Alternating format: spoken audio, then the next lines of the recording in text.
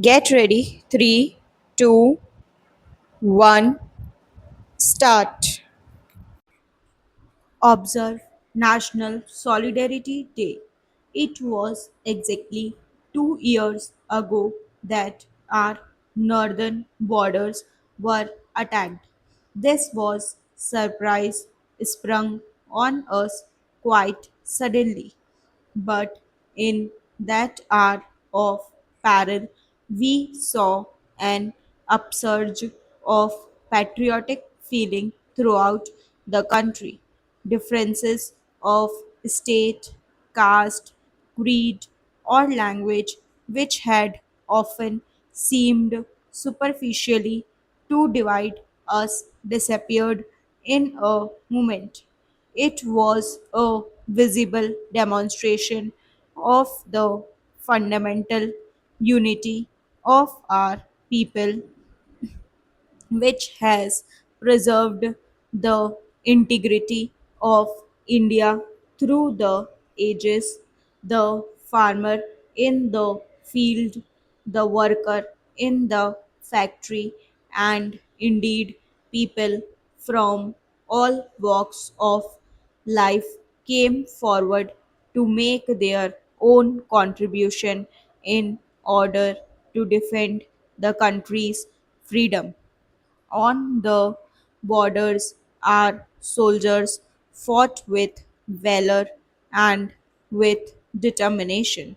So many of them made the supreme sacrifice and gave their lives so that the country might live. The whole nation remembers them with feelings of admiration and gratitude. Para. We have, however, to remember that we should not be satisfied with what happened in the past. We have to realize that preservation of the freedom and territorial integrity of the motherland calls for incessant effort, vigilance, and alertness. The problems that we face today are serious indeed. The Chinese are trying to build up a mighty war machine and to create fear in the minds of all. China has gone a step further and has recently exploded an atomic bomb. We are thus confronted with a nuclear menace in Asia, something new for this peace loving continent. These are serious developments and we must take due notice of them. Even otherwise, in recent days, we have seen events of greater significance taking place in other parts of the world. Para. Within the country, we are going through a period of difficulties. The production of food is still inadequate. Harvesting of rice has begun, and the new paddy and rice will be coming into the market. This will ease the situation in respect of rice for the present. The farmers are aware that the government is very particular that they should get reasonable and remunerative prices for their paddy. I hope they are aware of the fact that the producers' price have already been fixed and announced. It is therefore not unreasonable to expect that the Kisans will come forward to sell their paddy or rice to the government at fixed prices. Also, para the sowing of the Rabi crop will soon start. Let us try to produce much more of wheat than we did in the year 1982, which was a normal year.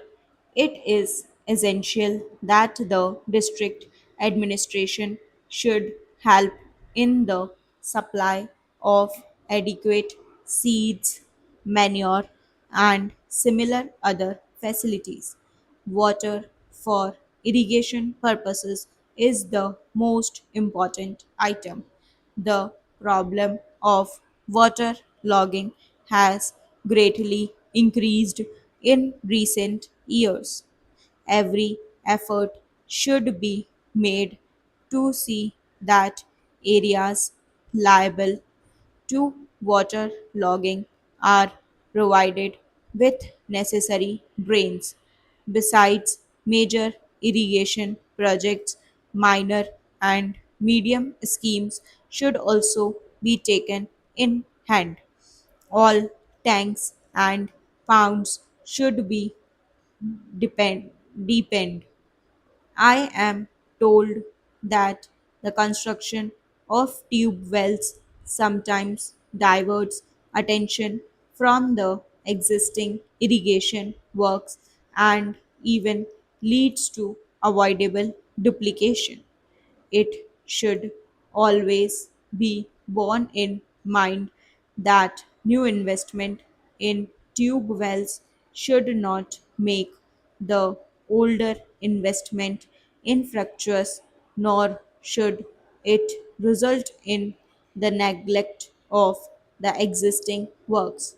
These are some of the reasons why the irrigated area in a number of states has not appreciably increased in spite of considerable investment.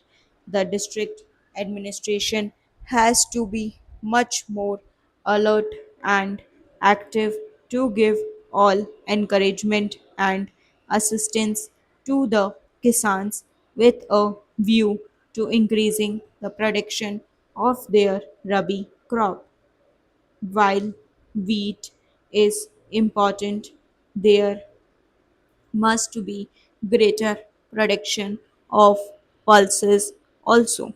The shortage of pulses has considerably added to our present difficulties. I know we all understand and fully realize that the solution of all our present day food difficulties lies in increased production. It is therefore essential that government officials in the districts and others at the state or central level, as also the farmers, should work hand in hand to produce a much better result.